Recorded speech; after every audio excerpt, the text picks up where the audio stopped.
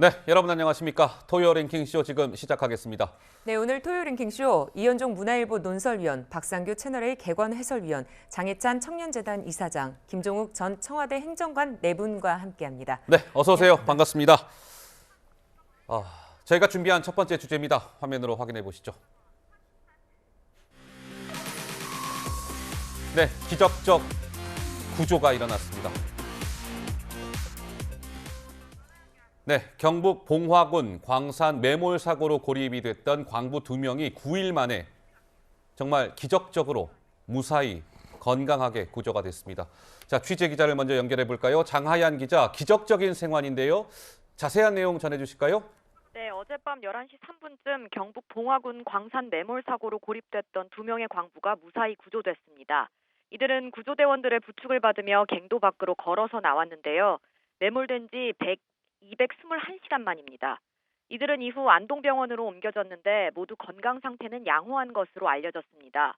구조당국은 괭이로 암석을 파내면서 진입로를 확보했는데 암석 덩어리로 뒤덮여 있을 것으로 추정됐던 구간이 예상과 다르게 뚫린 상태여서 구조 작업에 속도가 붙은 것으로 알려졌습니다. 발견 장소는 매몰 사고 당시 작업 장소로부터 약 30m 떨어진 원형의 공간인데요.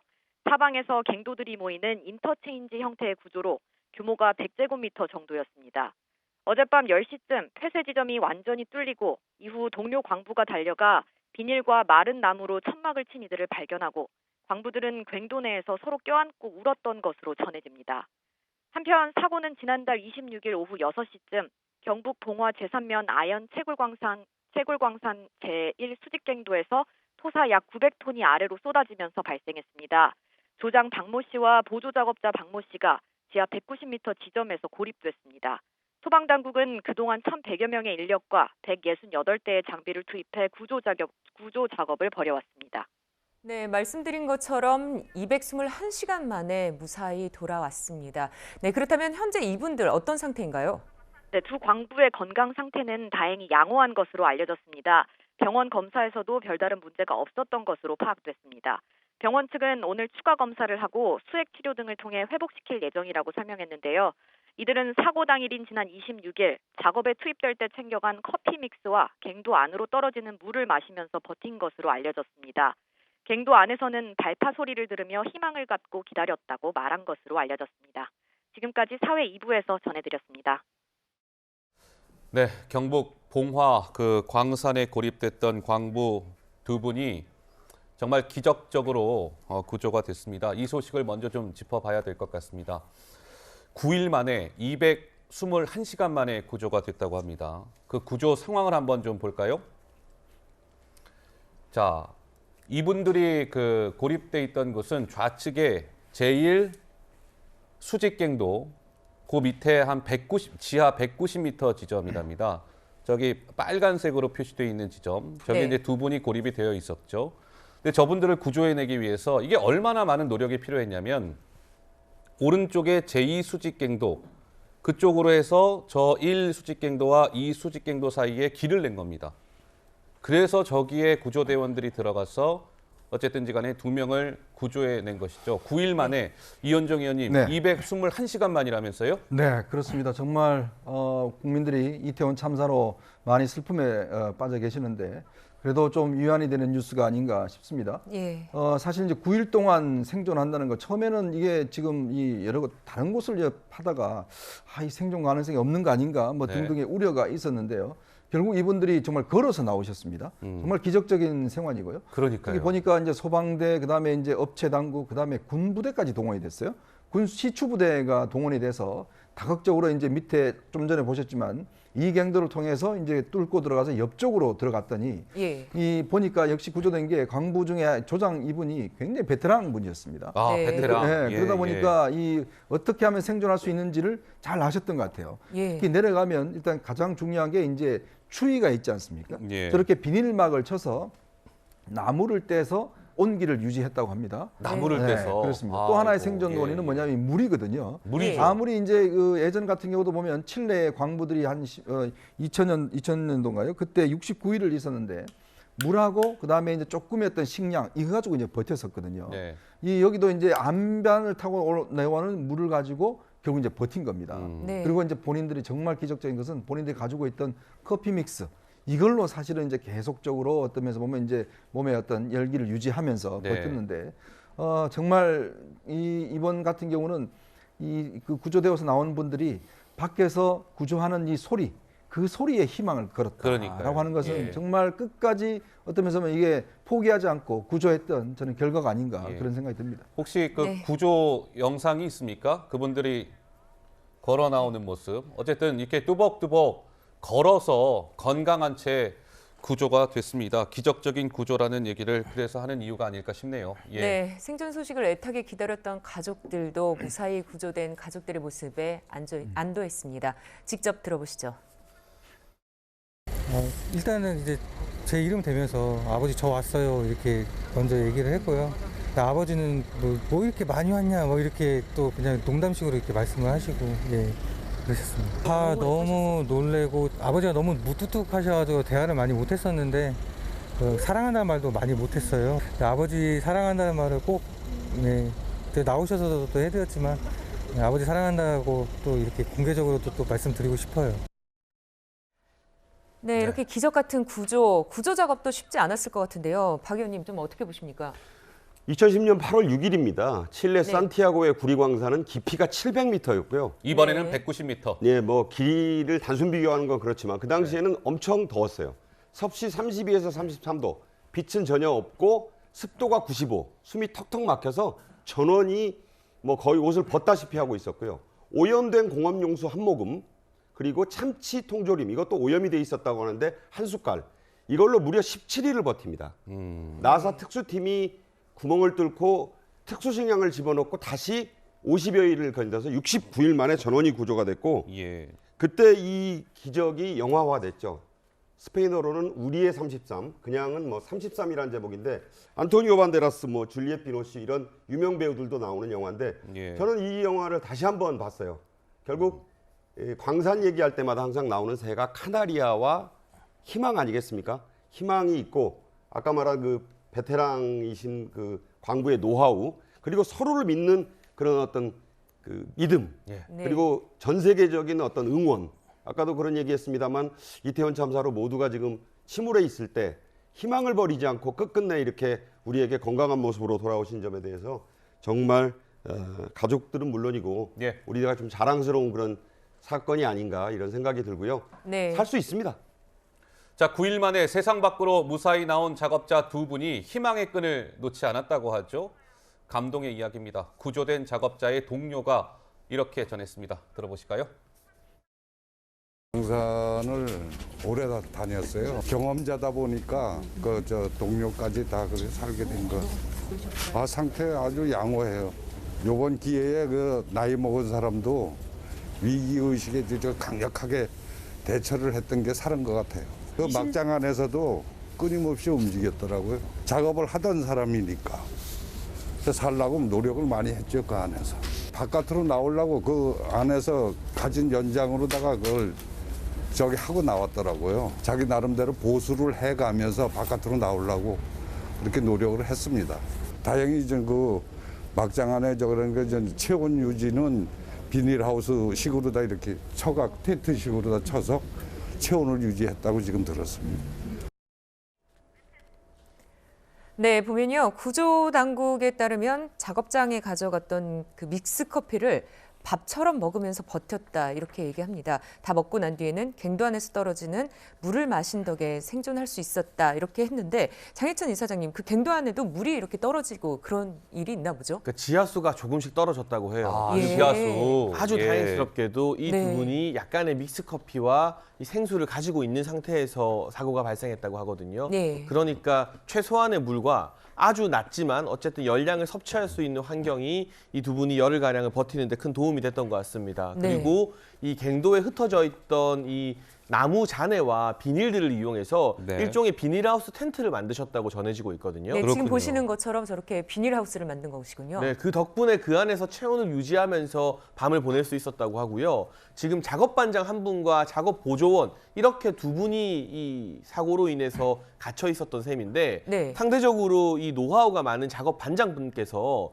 많이 놀란 50대 이 작업 보조원분을 잘 다독이고 격려하고 위로하면서 두 분이 함께 처음 2, 3일 동안은 막 또 다른 탈출로가 없는지 찾아보셨다고 하고 네. 그 다음에는 발파 작업이 되는 소리를 들으면서 희망의 끈을 잡고 버텼다고 지금 진술이 가족들의 어떤 증언이 나오고 있습니다. 네. 예. 한 5번 정도 발파 소리를 들었다. 그 소리를 듣고 밖에서 우리를 구조해 주는구나. 조금 기다리면 되겠다라는 그 희망의 끈을 놓지 않았던 것이 이런 기적 같은 생활의 가장 큰 요인, 원동력이 됐던 것 같습니다. 자, 한번 보시죠. 구조 당시의 영상입니다.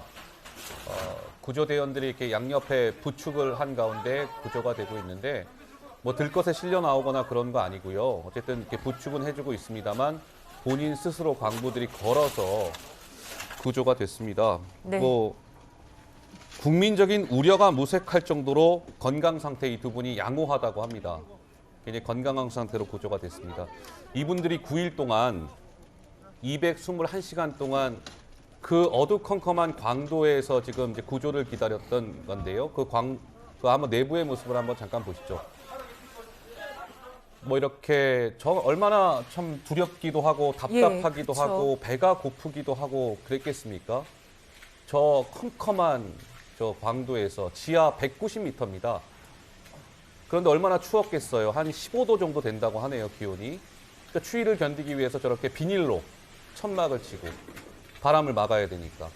그리고 그 앞에는 모닥불을 피워서 불을 쬐고 그리고 또 체온이 내려갈 때는 서로가 이렇게 어깨를 같이 이렇게 맞대고 있었답니다. 체온 유지를 위해서. 네. 그리고 커피 믹스로 어쨌든 거의 칼로리가 커피 믹스 한 봉에 또 칼로리도 있고 지방도 함유돼 있고 하니 그걸로 9일 221시간을 버텼다는 거죠. 네, 이 네. 모든 게 경험과 또 매뉴얼에 따른 그런 덕이었다라고 합니다. 두 분 건강 상태도 굉장히 좋다고 하는데요.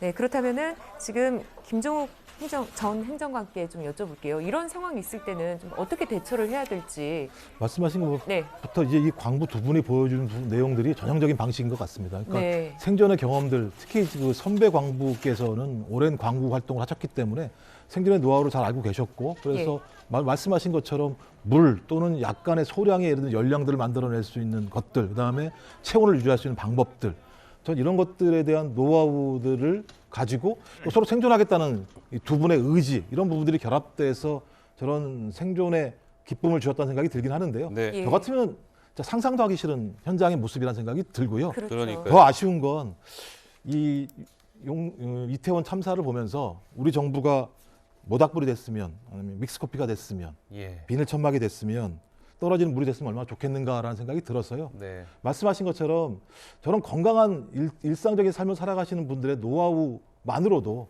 저런 긴 시간을 지켜낼 수 있는데 정부가 무엇을 했는가에 대해서 저런 것을 보면서 좀 자성을 했으면 좋겠다는 생각을 하게 됩니다. 알겠습니다. 자, 광부들의 구조 소식을 저희가 첫 번째 주제로 전해드렸습니다. 정말 기적적인 구조였습니다. 저희가 준비한 두 번째 주제로 넘어갑니다. 화면으로 만나보시죠. 네, 두 번째입니다. 이태원 참사입니다.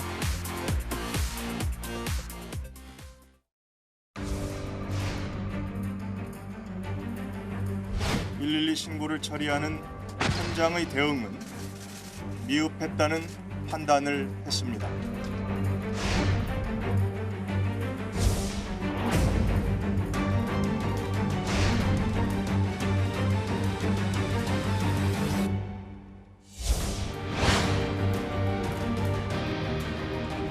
고발을 불문하고 대상자 전원에 대해서 엄격한 수사가 이루어질 것이라고.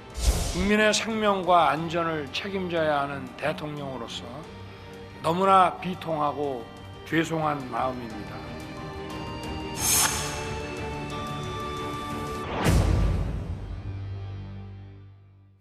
네, 너무 안타까운 일이었죠. 이태원 참사가 있었던 일주일 전 경찰의 안일했던 대응이 속속 또 드러나고 있습니다.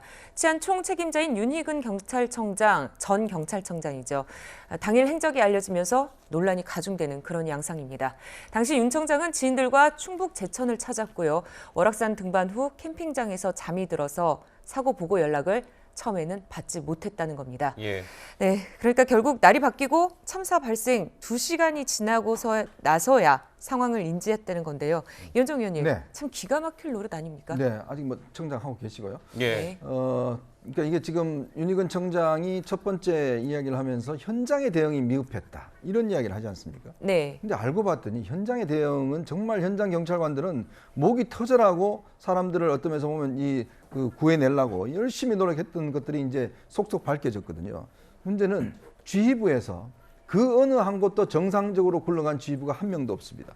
자, 용산경찰서장, 그다음 112 센터장, 그다음에 서울경찰청장, 바로 최성화에 있는 경찰청장까지. 네. 왜냐하면 윤희근 청장이 지금 취임한 지가 한 3개월 남짓 됩니다. 네. 자, 그러면 저희가 이제 사건 기자를 해보면요, 보통 경찰청장들은 거의 퇴근을 못 합니다. 그리고 이 경찰청장은 이 경찰청 옆에 관사가 있습니다. 네. 거기 주는 이유가 뭐냐면 항상 상황을 챙기라고 있는 거거든요. 대부분 서장들 같은 경우는 거의 침대를 그냥 자기 사무실에 침대 놓고 살고 하거든요. 특히 토요일 같은 경우는 이 시내에서 지금 그날 당일만 하더라도 15건의 시위가 벌어졌어요. 예. 수만 명이 결집을 했고 헬로윈이 지금 전국적으로 벌어지면서 거기에 대한 또 비상 상황이 있었고요. 자, 그런데 윤희근 청장, 이 전국적인 상황을 총괄한 윤희근 청장은 캠핑을 갔습니다. 캠핑. 자, 좋습니다. 네. 뭐 캠핑 갈 수도 있고 시술 좋은데 문제는 연락이 되게 만들어야 되지 않습니까? 저희 예. 기자들도 말이죠. 저희들 같은 경우는 휴가를 가더라도 반드시 비상연락망을 만들고 합니다. 편집국장이나 이런 뭐 보도국장들 같은 경우도 어디 가게 되면 반드시 연락이 될 수 있도록 연락처를 확보하는 거거든요. 중요하거든요. 예. 근데 문제는 윤 청장이 어디 가면서 전혀 연락이 안 됐다는 게 바로 큰 문제예요. 네. 그러니까 본인이 어디에 동선이 있으면서 어디에 상황이 있는지, 왜냐하면 윤 청장한테는 보좌진들이 꽤 있습니다. 그렇다면 그들에게 1선, 2선, 만약에 이 휴대전화가 안 될 경우에 두 번째 누구한테 연락하고 이런 것들이 확보된 상황에서 본인이 네. 행동을 해야 되는데 문제를 알고 보니까 대통령보다도 늦게 알고 네. 이미 TV를 통해서 많은 보도가 나오는데도 불구하고 그날 새벽에 알고 뒤늦게 올라왔다는 거 아니겠습니까? 네. 그래놓고 국민들 앞에서는 현장 대응이 미흡했다 이야기한 그것 자체는 저는 정말 이해하려도 이해할 수가 없습니다. 좀 전 네. 그래픽 좀 다시 한번 보시죠. 이현정 의원께서 설명을 잘 해주셨습니다만 경찰의 수장 윤희근 경찰청장은 그날 밤 11시에 충북 제천의 캠핑장에서 잠이 들었습니다. 네. 저 시간은 사고가 발생한 지 벌써 45분이 지난 시점. 그 시간에 경찰의 수장은 잠자고 있었어요. 그리고 나서 연락을 막 했는데 연락도 닿지 않았습니다. 그러다가 윤희근 청장이 첫 회의를 소집한 시간은 다음 날 새벽 2시 반. 사고 발생 4시간 15분이나 지나서야 경찰의 수뇌부 회의가 소집된 것이죠. 그러면 장 이사장님, 이거는 뭐 지금 저 시간대별로 하나하나 모든 게 이해가 안 됩니다, 지금. 경찰이라는 조직의 총체적 무능, 총체적 시스템 붕괴를 우리 국민들이 목도하고 있는 것 같습니다. 물론 네. 가장 큰 책임은 현장에서 대응도 느리고 보고도 느리고 그 이후에 지금 정황으로 보면 허위 보고로 면피까지 하려고 한 것 같은 이임재 전 용산서장에게 있겠죠. 하지만 김강호 서울청장이나 윤희근 경찰청장 역시 이 같은 일선 경찰 또 일선 총경급 지휘관들의 기강해이나 무능에 대해서 책임을 회피하기는 좀 어렵겠다라는 생각이 들고요. 네. 제가 뭐 기자 생활은 안 해봤습니다만 선거를 해보지 않습니까? 그러면 선거 기간 내내 이 주요 참모들은요, 소위 말하는 목욕탕 들어갈 때도 핸드폰 비닐에 싸서 들어가는 분들이 있어요. 언제 어떤 전화가 올지 모르니까요. 네. 이게 결코 없는 이야기가 아니라 과장이 아닙니다. 그런데 선거 준비하는 참모들도 목욕탕 사우나 갈 때 언제 후보님 전화 올지 몰라서 비닐에 핸드폰 싸서 들어가는데, 대한민국 국민들의 안전과 치안을 책임지는 경찰청장 그리고 그 서울지방청장이 이 전화를 제때제때 못 받아서 몇 번 부재중이 쌓이고 나서야 콜백을 하고 또 잠을 자다가 뒤늦게 확인해서 서울로 올라온다? 아무리 휴가 중이었다 해도 여기에 대해서 이해하고 납득할 수 있는 국민들이 있을까요? 네. 없을 겁니다. 네. 그렇기 때문에 이 이임재 전 서장이나 유미진 전 총경뿐만이 아니라 경찰 조직 전체가 과연 국민의 신뢰를 받을 만한 역량을 갖추고 있는가. 일선에서 고생하는 정말 경찰관분들의 노고를 폄하하고 싶은 마음은 조금도 없고요. 알겠습니다. 총체적으로 지휘부의 어떤 무능과 기강 행위에 대해서는 이참에 처음부터 끝까지 짚고 넘어가야 될 것 같습니다. 네, 참사 당일에 현장 책임자인 이임재 전 용산경찰서장의 행적 또한 논란이 되고 있습니다. 좀 자세히 보면요. 참사 당일에 이임재 전 용산경찰서장은 사건 상황 보고서에서 문서 형식으로 되어 있는 보고서였습니다. 참사 당일날 밤 10시 20분, 그러니까 사고가 일어나고 5분 뒤에 용산경찰서장이 현장에 도착했다라고 냈는데요. 사실을 더 알고 보니 밤 9시 30분 이후에 삼각지역 식당에서 첫 상황을 보고받았습니다. 그리고 11시 5분경에 현장에 도착을 했는데 사실 삼각지역에서 이태원까지는 한정거장입니다. 그런데 여기로 오는데 1시간 35분이 걸렸다는 거거든요. 그러니까요. 저게 삼각 지역에서 9시 30분에 식사하시다가 갑자기 이제 일이 났습니다 하고 그때 출발을 했는데 저 현장에 도착한 시간은 11시 5분. 1시간 35분 있다가 용산경찰서장이 당시에 사고 현장에 도착을 했다. 걸어서 천천히 가도 30분 되는 거리인데 1시간 35분 동안 용산서장은 과연 어디에서 무엇을 하고 있었느냐? 이 의문 아니겠습니까? 박상규 의원님? 정말 이해가 안 되죠. 저는 저 실제 거리를 여러 번 왔다 갔다 해본 사람이에요. 네. 집이 근처였기 때문에. 근데 뒷짐을 지고 성인이 느긋하게 가도 40분이면 갑니다. 그것도 굉장히 늦게 간 거고 당시에 뭐라고 첫 번째로 얘기했냐면 차를 타고 가다가 막혀서 내려서 걸어갔다. 이런 게 해명을 할 때마다 지금 맞지가 않거든요.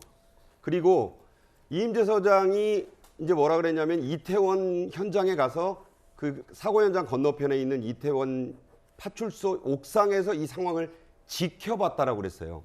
근데 이것도 맞지가 않는 것이 언론에 정확히 확인된 것은 다음 날 10시에 윤석열 대통령과 지금 그림에 나옵니다만 현장에 나타난 다음 날 30일 오전 10시경입니다. 그렇다면 주장일 뿐이에요.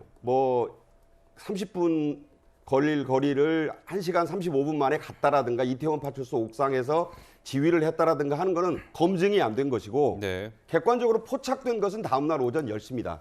그럼 거의 12시간 가까운 시간 동안 위수지에 있어야 할, 물론 그 시위를 관리하고 난 뒤에 삼각지역 식당에서 밥을 먹었다는 것까지도 그렇고 이게 좀 문제가요. 경찰청 특수본이 셀프 수사를 하고 있잖아요. 그러니까 검증이 객관적으로 이루어지는 수사라고 보기가 어려운 거예요. 현직 총수를 그 밑에 인사 명령을 받는 특수본 경찰관들이 수사를 한다? 이 결과를 얼마나 납득할 수 있을까요? 네, 용산경찰서장이 지하철 한정거장 거리를 이렇게 오랜 시간이 지나서야 도착한 이유는 또 의문이지만요. 또 다른 의문도 있습니다. 참사 다음 날 새벽 1시쯤에 있었던 이상민 행안부 장관이 보고를 받을 때도 용산서장 보이지 않았습니다.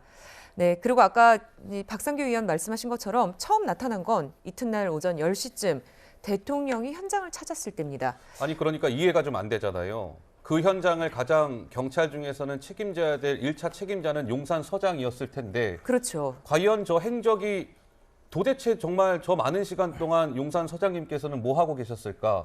과연 현장 지휘는 했었던 걸까? 과연 보고는 제대로 했던 걸까? 이런 여러 가지 의문이 남는 거 아니겠습니까? 네, 김정욱 교수님 이렇게 보면은 태만 등이 나타나면 법적 책임까지도 물을 수 있겠죠? 당연히 조사하고 수사를 해서 직무를 유기를 했다고 얘기한다면 그 부분에 대해서 과실치사까지도 예를 들면 결합할 수 있는 측면들이 분명히 있는 건데요. 그건 이제 조사와 수사를 해봐야 되겠습니다만 경찰 스스로가 제가 볼 때는 대응에 무능했고 무능한 대응을 했기 때문에 책임을 갖다 다 모면하려고 하는 건데요. 그러니까 말씀하신 것처럼 경찰청장은 캠핑장에 가 있었었고 그다음에 서울청장하고요. 용산서장도 마찬가지인데요. 자기의 행방에 대해서 지금 제대로 좀 설명을 하지 않는 측면들이 분명히 있어요.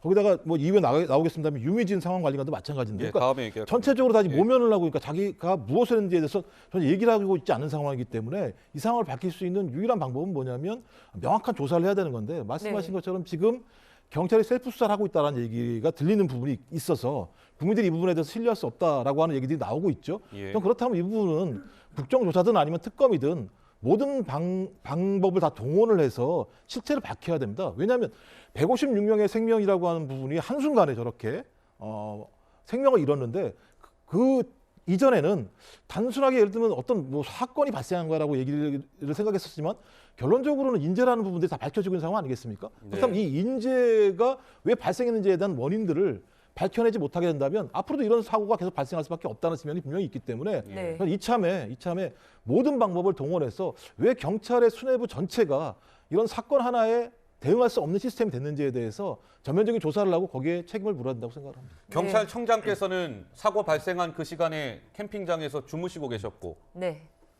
용산 서장은 뭐 1시간 35분 지나서 현장에 도착했고 카메라에 포착된 건 다음 날 아침이고 그 당시 사고가 발생했을 때 112 상황센터를 총괄해야 될 류미진 상황관리관 얘기 좀 해볼게요.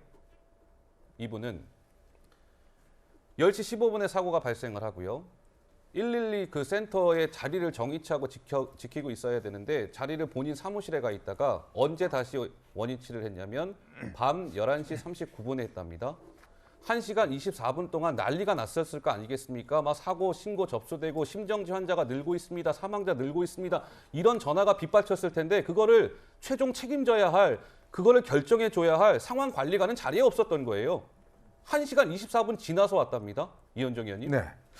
자, 이제 보면요. 윤희근 청장이 만약에 본인이 뭐 어떤 휴가를 갔다고 이야기를 치면 예. 그럼 서울청장이라도 예를 들어서 그렇죠.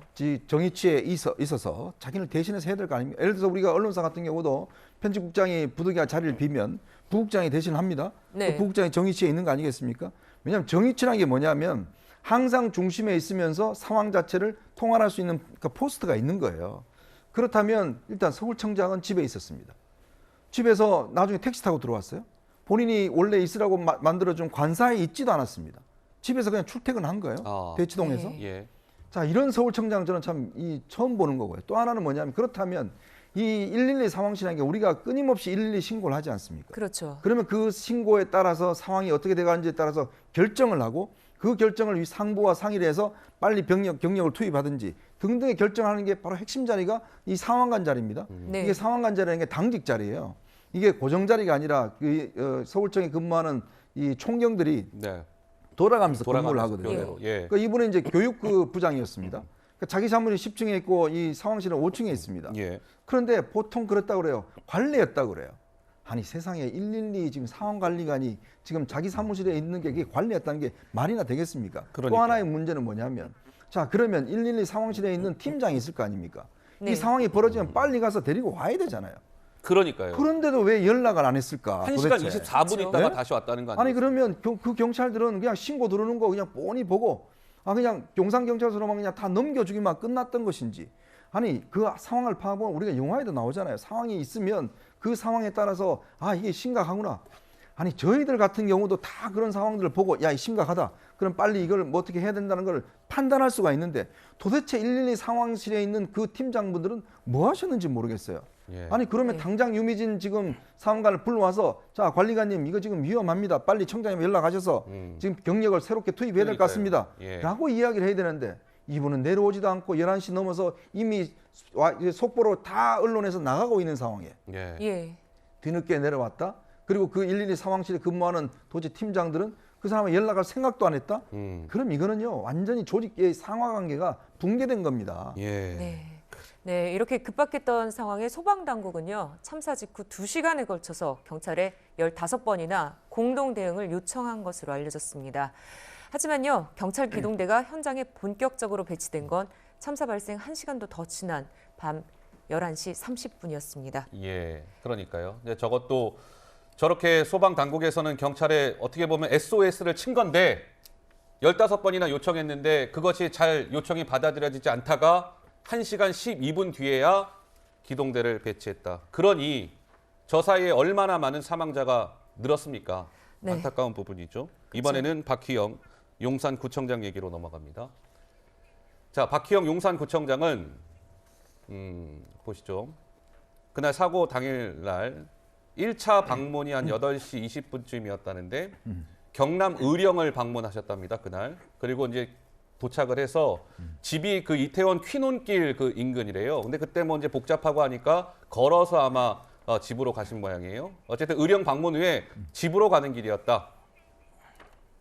2차 방문은 밤 9시 30분쯤 집 앞 골목을 지난 것으로 퀴논길 메인 도로가 아니었다. 뭐 이렇게 얘기합니다. 네. 근데 결국 박희영 용산구청장이 그 참사 현장에 도착한 시간이 아마 제 기억으로는 밤 10시 59분이었을 겁니다. 용산, 아까 서장도 얘기했지만 용산구청장도 사건이 발생한 한참 후에 10시 59분에 현장에 도착했다는 거 아니겠습니까? 용산구청 관계자 이렇게 얘기합니다. 들어보시죠. 8시 20분에 이태원 키논거리가 있어요. 예, 그쪽 일대에 돌아보신 거예요. 이렇게 수행 없이 개인적으로 도르신 거라서. 근데 보면 구청장의 그 거주지, 저기 박희영 구청장의 집이죠. 그리고 보시면 이태원 참사 골목까지는 직선 거리로 130m밖에 안 된대요. 정말 가까운 거리입니다. 130m밖에 안 되는데 사고 현장에 10시 59분에 도착했다는 거 아니겠습니까? 의령 방문 후에. 박상규 의원님 이건 어떻게 봐야 됩니까? 저기가 이제 퀴논길 하는데요. 네. 퀴논이라는 데 대해서 잠깐 설명을 드리면 저게 베트남에 있는 도시 이름입니다. 베트남 발음으로 꾸이년이라고 한다는데 저게 1965년에 국군 수도사단, 우리가 흔히 맹호 부대라고 불리우는 그 부대가 주둔했던 지역이 꾸이년입니다. 그래서 그 거리의 이름을 따가지고 베트남 음식점이 특화된 거리예요. 그 뒤에 고급 주택가가 좀 있습니다. 자, 보면요. 직선거리의 문제가 아니라 저기가 퇴근길입니다. 해밀턴 호텔 앞에서 우회전해서 조금 올라가면 박 구청장 집이 나오는 거예요. 그러니까 네. 의령에서 집에 가는 길이었던 거죠. 현장을 뭐 둘러보러 갔다 이런 거는 얘기가 안 되고 아하. 저기 중간에 가면서 엄청 차량이 막혔을 거예요. 그러면서 아 이거 차량이 참 많구나 해서 이제 뒤에 나오겠습니다만 본인이 이제 그 단톡방이 하나 있다는 거 아닙니까? 예. 거기에 글을 올리고 이제 했다는 건데 참 이 공직자가요 저렇게 무신경할 수 있는가 저는 경악하겠어요. 그러니까 그 이 길 자체가 아까 뭐 누구는 국감 때 일정 때문에 미뤄뒀던 일정이라 그러더니 월악산 등반 가가지고 11시부터 캠핑장에 잠을 자고 있었고 예. 개인적 일정은 할 수는 있죠. 그러나 서울 자기가 선출직으로 지금 행정의 총책임을 맡아야 되는 곳에서 13만 인파가 모여있는 행사를 하는데 경남 의령까지 갔다가 태연이 오면서 참 사람 많네 이러고 퇴근을 했다는 구청장이나 예. 참 할 말이 없습니다. 네. 자, 이태원 참사를 둘러싼 정치권의 공방도 좀 가열되는 모습입니다. 이재명 더불어민주당 대표 정부의 책임론을 집중 부각하고 나섰습니다. 목소리 들어보시죠. 112 신고가 폭주를 했는데 왜 아무도 현장에 출동하지 않았습니까? 대체 이유가 뭡니까? 그때 당시는 그 순간에는 정부가 없었던 것입니까? 지금 현재 정부의 이 고위 책임자들의 태도가 도저히 책임지는 자세가 아닙니다. 이것은 명백한 인재이고 정부의 무능과 불찰로 인한 참사가 맞습니다. 사람들이 차도로 못 들어가게 막을 계획이었던 거예요? 안 막을 계획이었던 거예요? 그 계획이 아예 처음부터 없었어요? 네, 없었습니다. 방치해 놓은 거예요? 네, 국민의힘은 과거 이재명 대표의 그 이른바 떡볶이 먹방을 소환하면서 비판할 자격이 없다 이렇게 맞섰습니다. 그 영상도 보실까요? 청소년기에 떡볶이 많이 먹었습니까? 어떻습니까? 본인은 떡볶이는 구경도 못했죠. 제가 제일 먹고 싶었던 거는 저거 핫도그, 그다음에 고로케. 꼭 공부를 해야 되겠다라는 뭐 이런 것이 그 결심을 세울 만한 게 뭔 계기가 있었어요. 어머니한테 그 점쟁이가 생일날 가르쳐 주면서 제가 지금 사주를 보면 진짜 잘 나와. 도장은 아니고 이제 확인된 사주죠. 대선 후보 중에서 제일 네, 이 대표의 이태원 참사 대응 공격에 여당도 반격하고 있는 그런 모습입니다. 김기현 국민의힘 의원 SNS를 통해서 이천 물류센터 화재 당시에 떡볶이 먹방을 했던 이 대표가 정부 책임을 말할 자격이 있냐 이렇게 되물었는데요. 네, 김정욱 교수님, 국민들은 깊은 슬픔과 트라우마에 시달리고 이러고 있는데 지금 이 여야의 공방은 좀 어떻게 보십니까? 그러니까 제가 볼 때 여야가 항상 보게 되면 본인들의 당리당략을 중심으로 고려를 하는 거죠. 지금 가장 중요한 부분은 희생자와 유가족들을 중심으로 그 부분들을 어떻게 위로하고 사태의 원인을 막고 또 국민들의 슬픔과 분노들을 앞으로 없게 할 수 있도록 어떻게 재발 방지할 것인가에 초점을 맞춰야 되는데 오히려 그렇지 않은 측면이 분명히 있는 것이고요. 저는 역으로 야당 당대표가 이런 사안이 발생했는데 그 문제에 대해서 문제제기도 하지 말라라고 얘기하는 게 말이 되겠습니까? 문제제기하는 핵심적인 이유는 뭐냐면 대통령께서 말씀하신 헌법과 법률을 위반한 사건이 발생했기 때문에 야당 당대표가 제기하는 거예요. 다 아시겠습니다만 헌법에 국민을 보호하라고 하는 것이 기본적으로 밝혀져 있는 것이고 또 헌법에 보면 공무원들은 국민에 대해서 무한 책임을 지게 돼 있는 것이 명시되어 있습니다. 그다음에 지금 행정안전부 장관 같은 게 마찬가지입니다만 재난 및 안전관리기본법에 의해서도 소위 이런 각종 사고로부터 국민의 생명과 신체를 지키는 문제 같은 경우는 행정안전부 장관이 주무부처 장관입니다. 이런 부분과 관련해서 문제 제기하는 것은 당연한 생각이 드는 것이고, 그러니까 이재명 당대표가 과거에 그런 일이 있었다라고 하는 부분들은 그 부분대로 비판하면 되는 것이고요. 그렇다고 야당 당대표가 그 부분에 대해서 비판하지 말라고 하는 얘기들은 거의 제가 볼 때 당리적 접근을 하는 측면이 분명히 있는 거죠. 이 상황에서 헌법과 법률을 위반한 내용이 있다면 거기서 명확히 조사 수사해야 되는 것이고요. 그다음에 경찰 문제 같은 경우는 이미 다 드러났기 때문에 이 부분에 대해서는 저는 엄정하게 처벌하는 문제가 분명히 있어서, 그러니까 조사와 수사, 처벌이라고 하는 부분과 관련해서 이 문제를 누가 할 수 있겠습니까? 국민과 야당이 할 수 있는 건데 김기현 의원께서 저런 말씀하시는 건 제가 또 아무리 보더라도 당권을 염두에 두는 발언이 아닌가 하는 생각이 들어서 좀 매우 제가 부적절한 발언이라는 생각이 듭니다. 알겠습니다. 지금은 뭐 정치권이 공방을 벌일 때가 아니라 사태를 잘 수습하고 하는 게 우선이니까요. 정치권의 공방은 좀 자제되어야 한다. 이런 마음은 아마 다들 한 마음이실 겁니다. 그런데 이런 가운데 좀 논란을 부추기고 있는 인물이 있습니다. 민주연구원의 부원장, 남형희 부원장입니다. 민주당의 싱크탱크 민주연구원의 부원장입니다. 남형희 부원장이 지난 2일에 관제 애도는 폭거다. 책임자 꼬리 자르기로 끝내지 말라. 이렇게 글을 올리면서 오른쪽에 저 글들. 윤석열 출퇴근 행렬 동영상이다. 매일 이렇게 다녀요. 본인 몸 지키려고 매일 경찰 병력 700명을 운집한다. 라고 남이 올린 글을 저거를 남형희 부원장이 공유를 했습니다.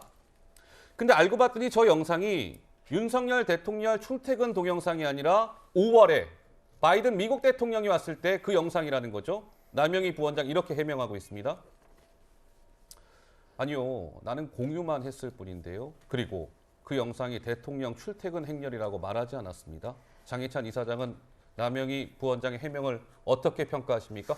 그 민주당이 정말 이 국가전 재난의 슬픔을 정쟁에 이용하지 않고 야당으로서 좀 부족한 시스템에 대해서 예리하게 지적하겠다는데 진정성이 있으려면 남형희 민주위원장 징계에서 출당 조치 정도는 내려야 되는 거 아닌가요? 아, 출당까지 해야 된다? 이게 한두 번이 아니잖아요. 사고 초기부터 지속적으로 가짜뉴스를 퍼뜨리면서 국민들과 슬픔에 잠긴 유족들을 혼란에 빠뜨리고 사회 혼란에 야기하고 있는 모습.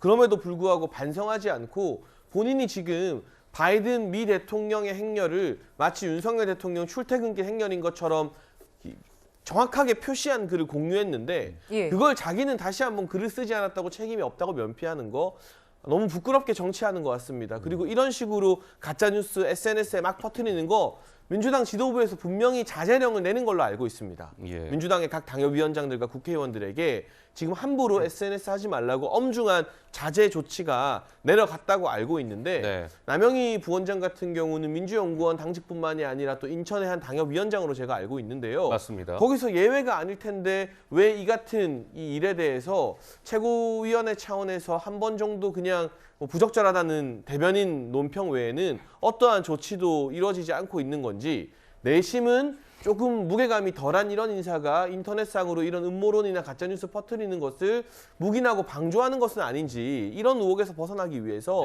민주당이 이 남형희 위원장 같은 사람을 좀 징계하면서 뭔가 이 합리적이고 대안을 제시하는 비판을 할 때 국민들이 더 고개를 끄덕이지 않을까 싶습니다. 네, 남형희 부원장은 좀 사과 내지는 그런 거 할 마음이 전혀 없어 보입니다. 좌표 찍기 하지 마시길 내지는 왜 기자들 비하하는 표현 있잖아요.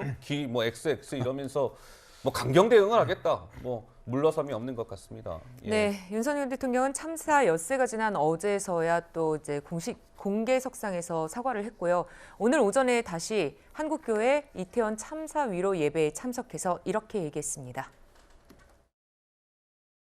부모님은 사랑하는 자녀를 친구들은 소중한 벗을 하루아침에 잃었습니다. 마음이 무겁습니다. 참으로 가슴이 아픕니다. 꽃다운 청년들을 지켜주지 못한 미안한 마음은 영원히 저를 떠나지 않을 것입니다. 무한한 책임감으로 이러한 비극이 발생하지 않도록 할 것입니다. 이 비극은 우리 모두의 슬픔이고 우리 모두의 아픔입니다. 네, 윤석열 대통령이 어제 이제 불교 그 법회에 참석해서는 죄송한 마음입니다라고 했고 오늘은 예배에 참석을 해서 미안한 마음입니다. 이렇게 이틀 연속 사과의 메시지를 남겼습니다. 다음 주제로 넘어갑니다. 화면으로 만나보시죠.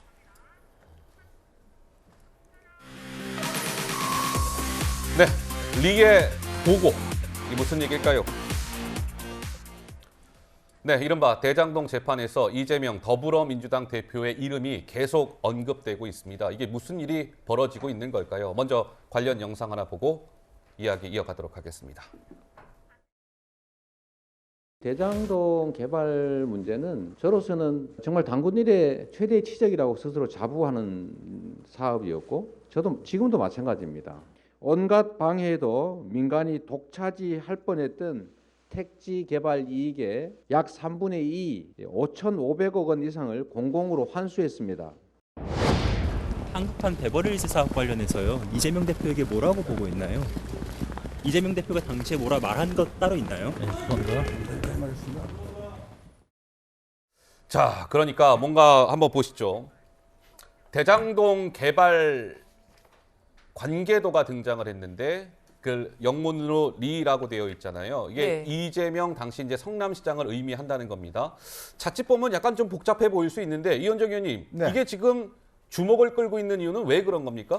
자, 대장동은 원래는 이제 이 땅이 원래 남욱이나 뭐 이런 사람들이 이 이제 토지를 매입하면서 이 민간 개발을 하려고 그랬던 거예요. 네. 이제 그런데 이제 이재명 당시 시장이 들어와서 대장동을 비버리힐스 가면 이제 고급 주택들이 많잖아요. 아, 이제 그렇죠. 그걸로 이제 개발을 공영 개발을 하려고 했던 거죠. 근데 이 사람들이 보니까 그렇게 하면 이게 수익이 안 남는 거예요. 그러니까 이게 뭐 수익이 남아야 되는데 그래서 이제 여기서 유동규라든지 내세워서 아 시장님 이게 비버리힐스 안 됩니다. 이 고층 아파트로 해서 그래야 수익이 많이 남습니다. 뭐 등등의 설득을 해서 예. 결국은 이제 민간 합동 개발로 이제 이게 바꿔집니다. 자, 거기서 이제 이 유동규와 정진상 그다음에 이제 김용 이런 사람들이 끊임없이 서로 간의 어떤 이 논의를 통해서 그걸 이재명 당시 시장을 설득을 했고 거기서 나오는 게 바로 리라고 하는 게 바로 이재명 시장이거든요. 당시 성남시장. 그렇죠. 예. 그렇게 해서 이제 결국은 이 대장동이 이제 그 민간 합동 개발로 해서 이 하천대유에 엄청난 이득을 남겨주는 이제 이득이 됩니다. 그러니까 그 과정들을 설명하는 거죠. 결국은 이재명 당시 시장이 결국 처음에 어떤 비버리힐스가 아니라 이 점점 대규모적인 아파트 단지로 만들기 위한 그런 결정들을 해 나가는 과정에서 유동규, 정진상, 그다음에 이제 김용 이런 사람들이 역할을 했고 예. 결국 거기서 이제 이 대장동 일당과의 어떤 이 이해관계 이런 것도 함께했다. 그런 차원에서 이제 이재명 당시 시장의 결정 권한 이런 것들이 이제 부각되고 있는 것 같습니다. 아하, 그렇군요. 네. 예. 예. 한편 유동규 전 기획본부장 남욱 변호사에게 8억 4,700만 원을 받았지만 이 가운데 1억 원은 김용 부원장에게 전달하지 않았다. 이렇게 진술을 했습니다. 대신요, 이 1억 원 가운데 일부를 이재명 대표 후원금으로 사용했다라고 주장을 했는데 그런데 보면은 지불한 후원금은 실제 500만 원이 채 안 되는 금액으로 알려져 있습니다. 박성기 의원님, 왜 1억 중에 500만 원, 뭐 20분의 1밖에 안 되는 금액밖에 내지 않았을까요? 그러니까 이게 이제 재판 과정으로 갈 거 아니에요. 예. 결국은 이게 법원에서의 재판 과정에서 누가 더 일관된 진술 그리고 이걸 뒷받침할 물증을 내놓느냐에 달려 있는 건데 문서로서 확인이 되거나 그러니까 일관돼서 그 상황 정황을 판사가 납득할 수 있게 하는 쪽이 이길 겁니다. 지금 보면 없다고 하는 거예요. 이 자체가. 예. 그러니까 1억 원의 배달 사고도 현금으로 배달 사고가 났을 거 아닙니까? 예. 그러니까 증거가 없는 사건에서 뒤에도 얘기가 나오겠지만 내일 모레가 지금 김용 전 부원장에 대한 영장 이제 연장이 만료되는 시점입니다. 네. 이제 기소 여부를 판단해서 넘겨야 되는데 두 가지 얘기가 나오고 있는 것 같아요. 이런 부분들이 입증된 증거를 검찰이 갖고 있는데 언론에 지금 공개하지 않고 재판정에서 내놓으려고 하고 있는 거라는 것과 네. 실제로 뭐 거북 못 걸릴 정도로 진술을 거부하고 있으니까 이게 진술이 안 이루어지면 결국 기소 단계에서 이게 공소유지가 안 될 거 아니냐라고 민주당 측이나 김용 전 원장 측 생각할 거 아닙니까? 이런 기싸움이 지금 팽팽하게 벌어지고 있는 것 아닌가. 증거가 지금 제시가 되지 않으면 상당히 이게 지난한 법정 싸움이 일어날 수밖에 없다. 저는 그렇게 봅니다. 그런데 약간 좀 의문을 품게 하는 대목이 있습니다. 이 후원금 관련해서 보시죠. 어제 민주당 한민수 대변인은 자, 선관위에 등록한 공식 자료를 우리가 살펴보니까 유동규라든지 남욱이라든지 이런 명단은 없더라. 저런 사람들이 이재명 당시 후보한테 후원금 낸 거 없다. 네. 이렇게 얘기를 했습니다.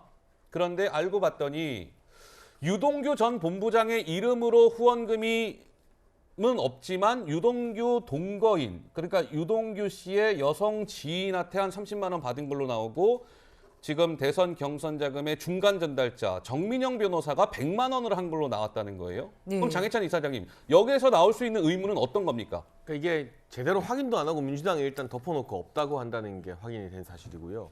그리고 이 30만 원이나 100만 원이 그리 고액은 아니지만 이 유동규 전 본부장이 8억 중에서 1억을 자기가 개인적인 용도로 사용하기 위해서 전달하지 않은 거잖아요. 그런데 그렇게 전달하지 않은 돈에서마저도 일부씩 소액으로 차명으로 뭐 동거인이라던가 다른 지인을 통해서 쪼개기 후원했다는 의혹이 어느 정도 확인됐기 때문에 그만큼 저 돈이 오간 시기가 그 시기에 유동규 전 본부장이나 대장동 일당과 이재명 대표 사이에는 끈끈한 유착관계가 있었다. 자발적으로 내가 이 1억이라는 돈을 개인적으로 쓰기 위해서 전달 안 했는데도 그 안에서 몇십만 원씩이라도 뭐 다만 얼마라도 이재명 대표의 대선 자금으로 후원하기 위해서 정치 후원금을 냈다는 것. 저때까지는 상당히 긴밀하고 정서적으로도 아주 유착이 되어 있는 관계라는 걸 드러내는 하나의 정황인 것이지 지금 민주당이 주장하는 것처럼 이게 액수가 30만 원이고 100만 원이기 때문에 문제가 없다라고 할 만한 단계는 아닌 것 같고요. 저 돈이 결국 30만 원이 어디서 나왔느냐.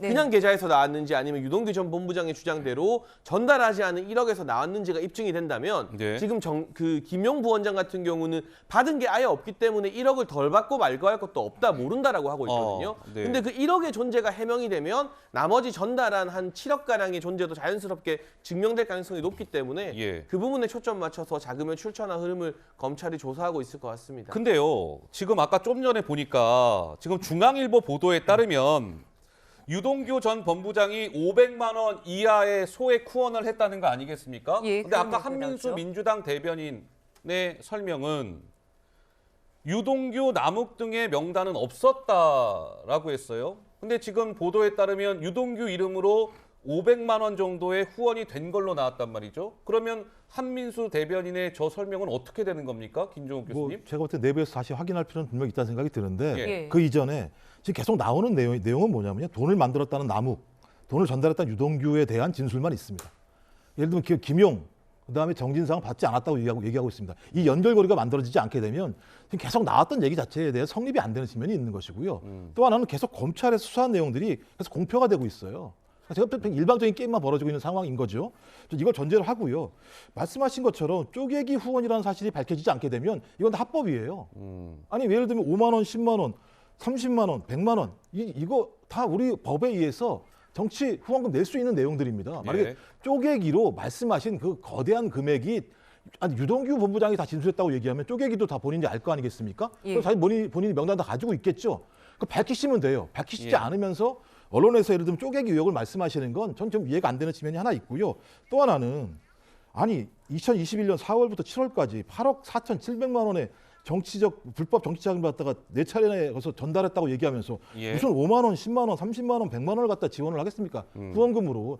저는 맥락도 잘 안 맞는 측면이 분명히 있기 때문에 저는 이 부분에 대해서 마찬가지입니다만 정확한 내용들이 안 나오게 되면 검찰발 수사 내용과 그다음에 유동규, 남욱의 진술이라고 하는 두 개의 내용들을 가지고 지금 아직까지 아무런 죄가 확정되지 않은 사람에 대해서 죄를 뒤집어 씌우는 방법밖에 안 되기 때문에 매우 안 좋은 방식인 거죠. 전 저거 명확한 증거를 가지고 얘기를 해야 된다고 생각을 합니다.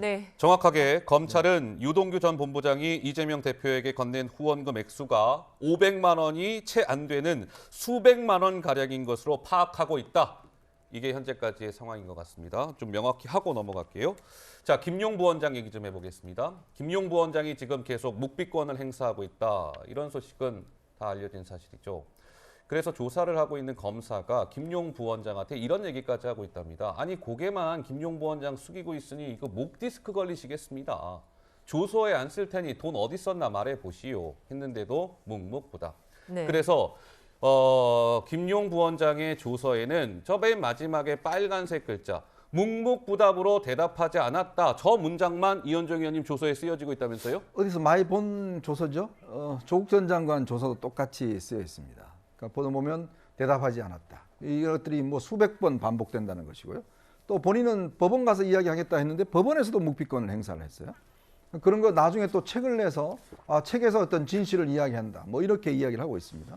자, 우리가요, 어떤 면에서 보면 이런 것들을 증명하기 위해서는 뭐 검찰의 진술 거부권은 충분히 행사할 수 있습니다. 근데 법원에 가서는 제대로 된 이야기를 해야겠죠. 네. 예. 왜냐하면 지금 김용 씨 같은 경우는 본인이 이제 검찰 수사단 검찰이 지금 증거를 제시를 안 하고 있어요. 왜냐하면 증거를 제시하게 되면 반박 논리를 만들 우려가 있기 때문에 그는 이제 법원에 가서 왜냐 지금 김용 씨 같은 경우는 충분한 증거가 수입됐다고 판단하고 있는 것 같습니다. 예. 그렇기 때문에 이제 법원 가서 증거를 하나하나 제시하면서 결국 판사가 판단할 수 있도록 그렇게 만들겠다는 것이고 아마 다음 주 되면 이제 곧 기소가 될 수밖에 없죠. 이제 그런 상황이라면 아마 김용 씨 입장에서 보면 대답을 하지 않는 것 그런 것들이 한편으로 보면 이재명 대표한테 보내는 사인일 수도 있고 네. 자신의 어떤 것들은 이제 법원 가서 판단받겠다. 그런 재판 전략일 수도 있을 것 같습니다. 그렇군요. 네. 예. 이런 가운데 정진상 민주당 정무조정실장도 대장동 사업자들로부터 1억 원대의 돈을 받은 의혹을 받고 있는데요. 이렇게 보면요. 당시 공무원 신분이었었는데 이렇게 2014년과 2020년 이때 두 차례에 걸쳐서 돈을 받은 의혹을 받고 있습니다. 박상규 의원님, 그렇다면 뇌물죄 적용이 되는 건가요? 그렇죠. 그렇게 이제 저대로라면 그런데 사실이라면 그런 거죠. 사실이라면이라는 전제가 항상 있는 것이고요. 예. 지금 뭐 넘버 1, 넘버 2, 넘버 3 얘기가 이제 회자되고 있던데 넘버 2로 지금 꼽히고 있는 김용 전 부원장의 진술이 거부권에서 한 걸음도 지금 나가지 않고 있잖아요. 그렇죠. 기소는 하겠지만 아까도 말씀드린 대로 이 증거에 의해서 입증이 될 수 있을 것이냐. 자, 넘버 1으로 꼽히는 정진상 전 실장에 대해서는 검찰이 아직 사법 처리 얘기를 못 꺼내고 있습니다. 뭔가가 있기 때문에 극적인 효과를 노리는 것인지 아니면 정말 아무것도 아직까지 기소를 할 수 있는 내용이 없고 더군다나 넘버 1이 넘버 2보다 더 입이 무거울 거 아니겠습니까? 그야말로 뭐 크레물린이라는 별명까지 있던데 저 사진이 27년간 지금 언론에 공개되어 있는 단 한 장의 사진 아닙니까? 그래서 저 사진 이외에는 얼굴도 몰라요. 뭐 아는 분들도 있겠지만 결코 녹록치 않은 수사가 될 거라는 생각입니다. 알겠습니다. 뭐 이재명 대표와 관련된 여러 가지 수사 속보 소식은 지금 검찰 수사 단계의 내용입니다. 검찰의 시각은 이러하다는 것이지 이게 뭐 사실이다 이렇게 단정할 수 없다는 부분 뭐 그런 건 나중에 재판 과정에서 가려지지 않겠습니까? 자, 오늘 네 분 말씀은 여기까지 들어야 될 것 같습니다. 잘 들었습니다. 고맙습니다. 네, 다음 이슈로 넘어가 보겠습니다. 오늘의 마지막 랭킹입니다. 북정권 종말.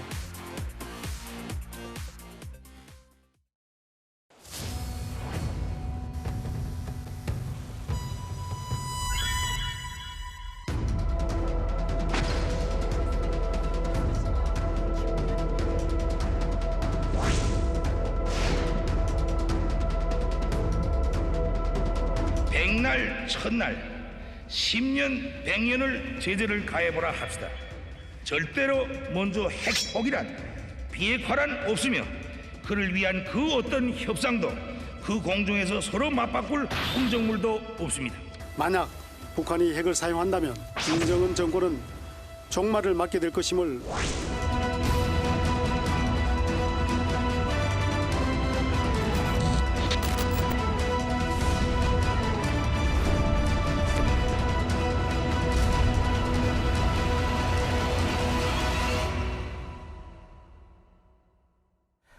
네, 최근 전례 없는 북한의 도발이 이어지고 있습니다. 이번 이슈 두 전문가 모시고 들어보겠습니다. 먼저 합참에 따르면요. 어제 오전 11시부터 오후 3시경까지 북한 내륙과 동서해상에서 180여 개의 군용기 비행 항적이 포착됐습니다. 이에 우리 군도 전투기 80여 대를 긴급 출격시켰습니다. 물론 이 전술 조치선을 넘진 않았지만요. 우리가 북한의 도발에 대해서 굉장히 이제 대응하고 있음을 보여주고 있습니다. 네. 북한의 도발은 하루 연장된 한미연합 공중훈련 비질런트 스톰의 맞불 성격으로 분석되는 그런 상황입니다. 예. 자, 고영환 전 국가안보전략연구원 부원장, 양옥 아산정책연구원 부연구위원과 함께 이제 북한 소식을 좀 알아볼 텐데요. 자, 어제는 지금 한 앵커 이제 설명대로 북한이 요즘에 미사일 여기저기 많이 쐈잖아요. NLL 이남에도 한 발 쐈고. 그렇죠. 괴물 ICBM도 한 발 쐈고. 비록 실패긴 합니다만. 근데 어제는 군용기까지 띄었다 이겁니다. 최근에 북한의 동시다발 도발을 한번 보시죠. 사흘 전 2일 날 25발 미사일 쐈고 완충구역 내에 100여 발 포병 사격했고 그제는 ICBM 한 발 쐈고 그다음에 ICBM 한 발 포함해서 미사일 6발도 쐈고 완충구역에 80여 발 포병 사격 또 했고 어제 군용기 180회 띄었습니다. 여기저기 가리지 않고 시간을 가리지 않고 장소를 가리지 않고. 근데 양욱 의원님, 우리 한미연합 공중훈련하고 있잖아요. 예. 근데 북한이 저 공중전력, 군용기를 가지고 도발을 했다? 이 자체가 굉장히 이례적이라는데 맞습니까? 예, 이례적입니다. 지난 아마 10월 6일 기억하시겠습니다만은 그때 북한의 전투기가 이륙을 해서 우리 공군기들이 이제 대응을 한 사건이 있었는데 이후에 보도를 보니까 150여 대를 띄웠다라고 북한이 주장을 했었어요. 근데 항적이 실제 그렇게 뜨지 않았습니다. 네. 예. 나중에 이제 그 사진을 자세히 보도사진을 보니까 포토샵된 흔적이 있었습니다. 그래요? 없는 예. 숫자를 굉장히 늘리기 위해서 이제 그랬던 것이 있었는데, 자 그런 과거의 뼈아픈 흑역사일까요? 이런 것들을 기억했던 것일지. 자 이번에는 180여 개의 항적이 떴다. 이거는 항공기 실제 떴다는 얘기거든요. 근데 이게 항공기가 떴다는 것과 이것이 위협이 된다는 것은 전혀 다른 차원의 얘기겠죠. 예. 네. 근데 양욱 의원님, 지금 한미연합 공중훈련 예. 엄청난 지금 최신의 전투기를 가지고 한미연합이 지금 한미군이 같이 공동으로 공중에서 막 우리 전투기 F-35A나 이런 거 띄워서 훈련하고 있는데 예. 북한의 저 전투기라고 해봐야 굉장히 노후 기종들 아니겠습니까? 어떻게 보면 게임도 안 되는 저 전력을 가지고 어제 180회나 띄웠단 말이에요. 예. 이거 한번 해보자는 겁니까? 이게 어떻게 되는 거예요? 그러니까 뒤지지 않겠다라는 걸 보여주는 거겠죠. 근데 예. 이제 정확히 말씀하신 것이요. 우리 북한 공군을 해외에서는 뮤지엄 폴스라고 그럽니다. 예. 뮤지엄 에어폴스. 박물관 공군. 아하. 예. 그만큼 오래된 건가요? 예, 기체들이 대부분 오래된 기체들. 그러니까 예를 들어서 이제 1960년대 베트남전 때 주력이 됐던 미그 21 같은 것들이 지금 이런 것도 지금 오래된 거죠? 미그 21 같은 이게 미그. 예, 이런 저런 기종이 주축이고 최신의 기종이라고 할 수 있는 소위 이제 우리 공군이 운용하는 주력은 4세대 전투기라고 말씀을 드릴 수 있는데 4세대 전투기에 해당하는 기종은 40여 대도 안 되는 것으로 지금 파악하고 있습니다. 네. 그러니까 이제 뭐라고 그럴까 김정은 행사하고 열병식 하고 할 때 막 비행기에다가 무슨 막 LED 잔뜩 달아가지고 막 날아가고 이런 거 보셨지 않습니까? 봤죠. 예. 이제 그런 것을 할 때 이제 동원을 하지 실제 이걸 가지고 작전을 충분히 수행하거나 그럴 능력이 없는 것으로 지금 평가를 하고 있고요. 예. 그다음에 심지어 지금 저렇게 미그 21이 주력이지만요. 심지어는 미그 17 혹은 19, 미그 17 같은 경우는요. 한국전 때 날아다니던 더 오래된 그런 시기의 예. 기종입니다. 네, 네. 그래서 그런 것들을 유지를 하고 지금 이제 그림에 보시는 것이 미그 29 가장 최신의 전투기인데 네. 저렇게 행사용으로만 둔갑해서 실제 작전이나 이런 것은 충분히 수행할 수 없다. 없는. 심지어 네. 수행할 대수도 없다. 어허. 이렇게 말씀드릴 수가 있습니다. 네. 그런데 이렇게 보여주기식을 하면서도 북한은 4월 전부터 이틀 동안 미사일 발사에 쓴 비용이 무려 1,800억 원대에 달하는 것으로 그렇게 추정이 되고 있습니다. 저게 실화입니까? 네. 1,800억 원대요? 네, 그렇습니다.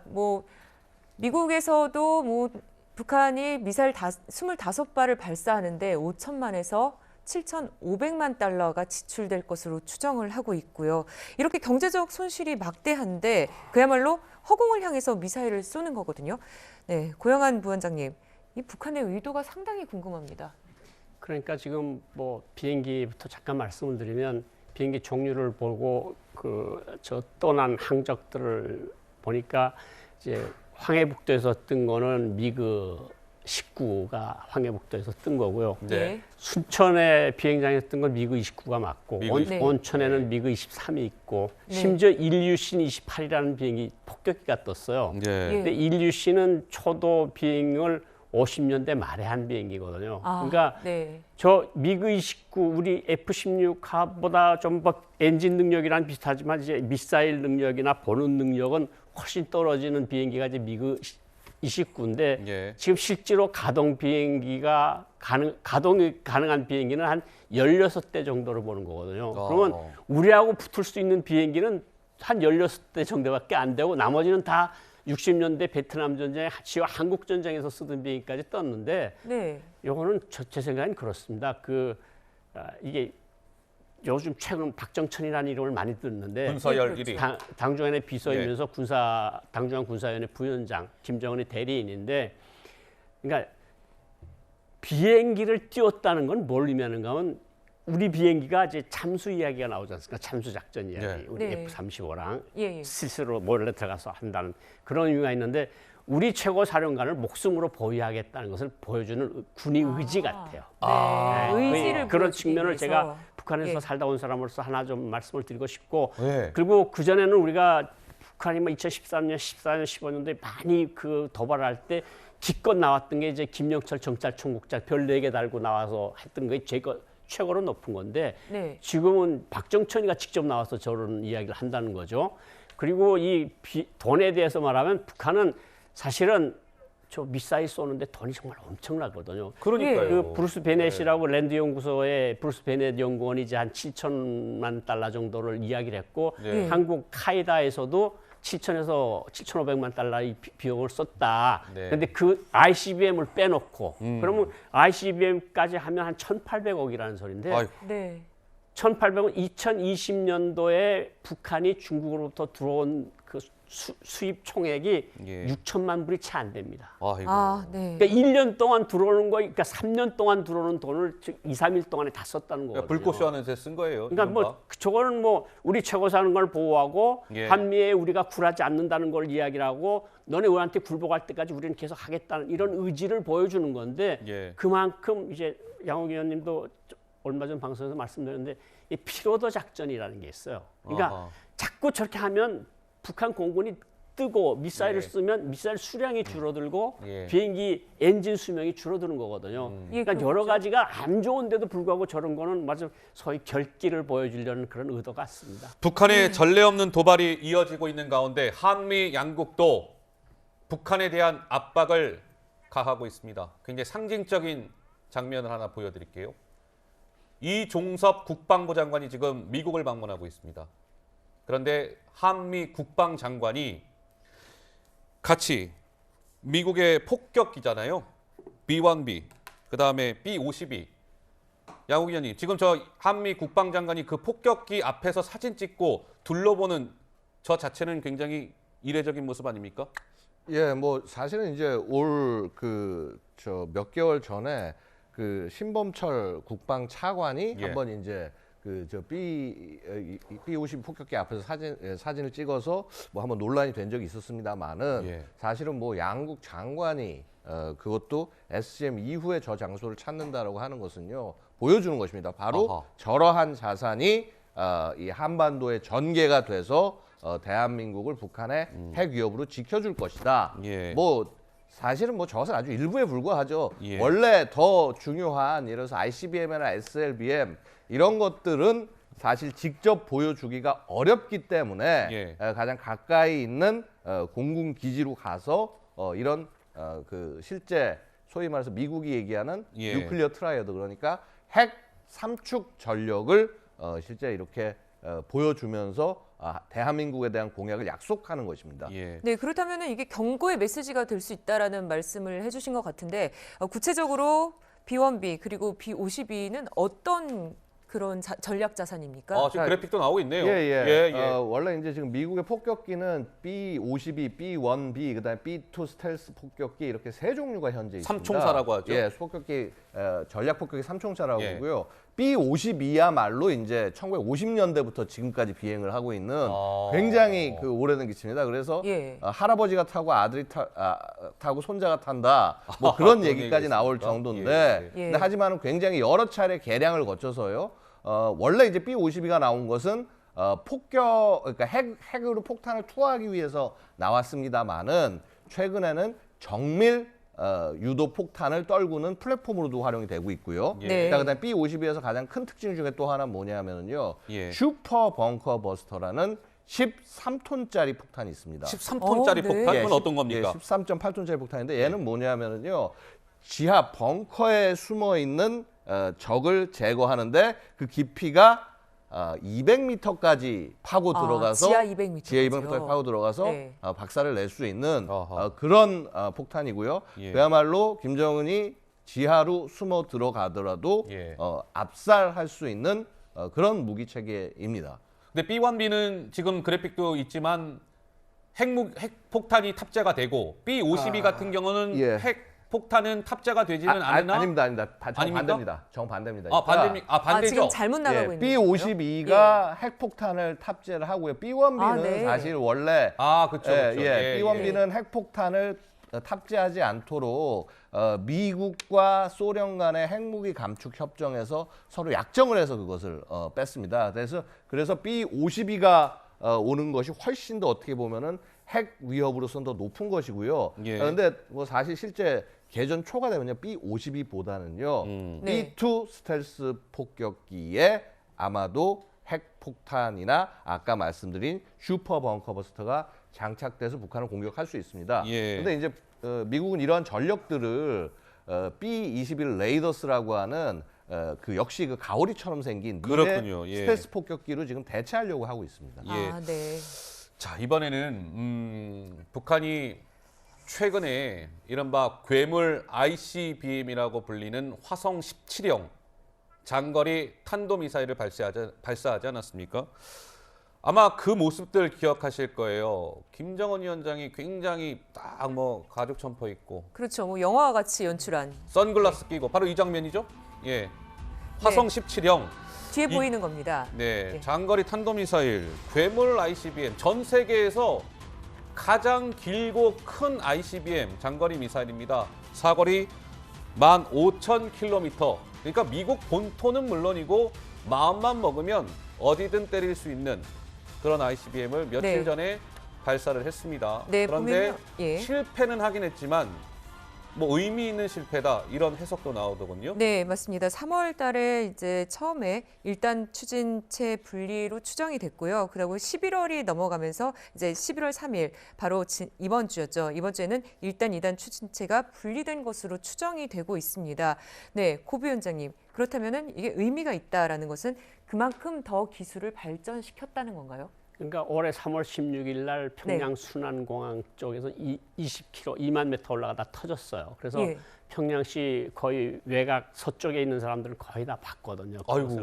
직접 번쩍하고 막 떨어진 거 봤는데 3월 24일 날 저렇게 자켓 입고 나와서 이제 어떤 영화처럼 나왔잖아요.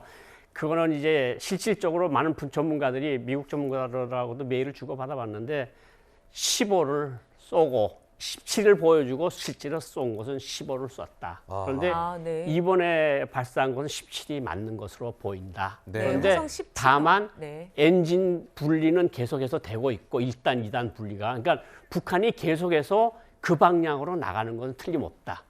그리고 북한이 기술적 진보를 이루고 있다. 그리고 김정은이 저런 괴물 미사일을 완성시키는 의지는 확고하다. 여기에 그 위험성이 있는 겁니다. 근데 지금 보시는 바와 같이 화성 17형을 북한이 개발에 성공하기 위해서 아주 애를 쓰고 있는 것 같아요. 근데 보시면 저 화성 17형이 3월 달, 5월 달 그제 이렇게 쐈는데 실패는 실패인데 조금씩 좋아지고 있잖아요. 고도 비행거리. 양욱 의원님. 물론 진보되는 측면들이 있습니다. 근데 사실은 저것은요. 이미 진지하게 이룰 수 있었던 것인데 저렇게 지금 어려움을 겪는 이유는 제가 볼 때는요. 북한이 개발 컨셉을 좀 잘못 잡은 것 같습니다. 뭐냐면 저렇게 커다란 미사일은 사실은 사일로 발사형으로 개발해야 되는데 이걸 이동식으로 발사하다 보니까 앞으로도 어려움이 많을 거라고 말씀드립니다. 아이고 시간 관계상 더 많은 말씀을 들어야 되는데 오늘 여기까지 듣겠습니다. 잘 들었습니다. 네, 저희는 60초 뒤에 다시 오겠습니다. 네, 오늘 수사 여기까지입니다. 네, 시청해주신 여러분 고맙습니다.